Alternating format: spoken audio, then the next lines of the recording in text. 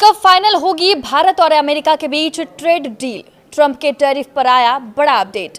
नमस्कार, मैं हूं साक्षी झा और आप देख रहे हैं न्यूज 18 का डिजिटल प्लेटफॉर्म। भारत और अमेरिका के बीच लंबे समय से अटकी ट्रेड डील पर बहुत जल्द सहमति बनने के आसार हैं। इस मसले पर अगले हफ्ते अमेरिकी अधिकारियों की टीम भारत दौरे पर आने वाली है।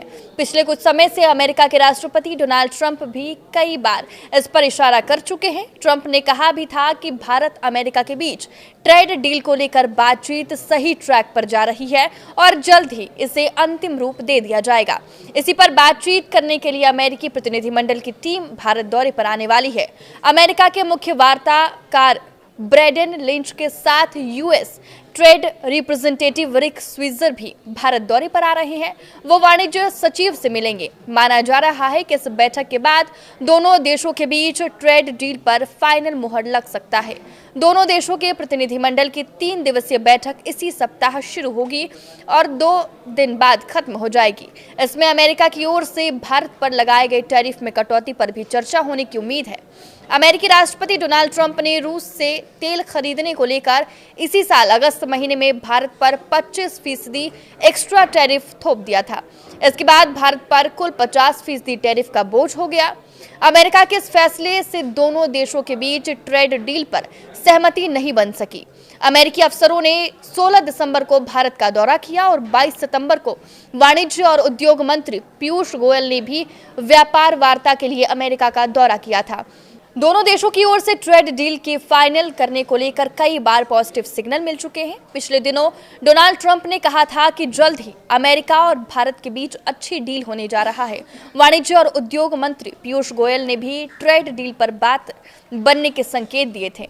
भारत के वाणिज्य विभाग की ओर से भी इस साल के अंत तक भारत और अमेरिका के बीच ट्रेड डील का मुद्दा सुलझा लेने का दावा किया गया था। इससे भारतीय निर्यातकों के लिए टैरिफ के मुद्दे पर हल निकालने की बात कही गई थी।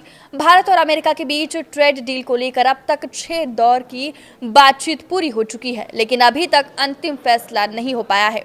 कई फर्म भी यह अनुमान जता चुके हैं कि भारत पर लागू अमेरिकी टैरिफ में कटौती पर मुहर लग जाएगी। ट्रेड डील को लेकर भारत कई अहम बिंदुओं पर ऐतराज जता चुका है।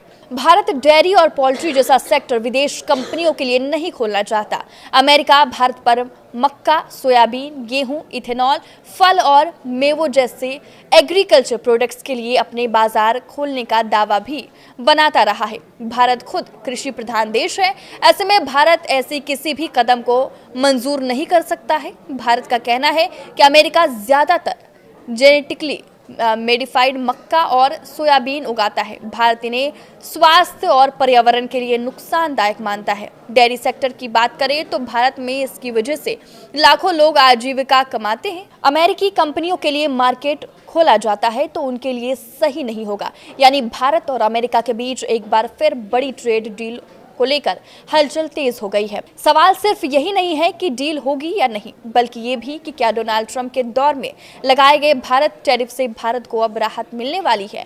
ट्रंप टैरिफ ने बीते वर्षों में भारतीय स्टील, एल्यूमिनियम, टेक्सटाइल और ऑटो सेक्टर को बड़ा झटका दिया था।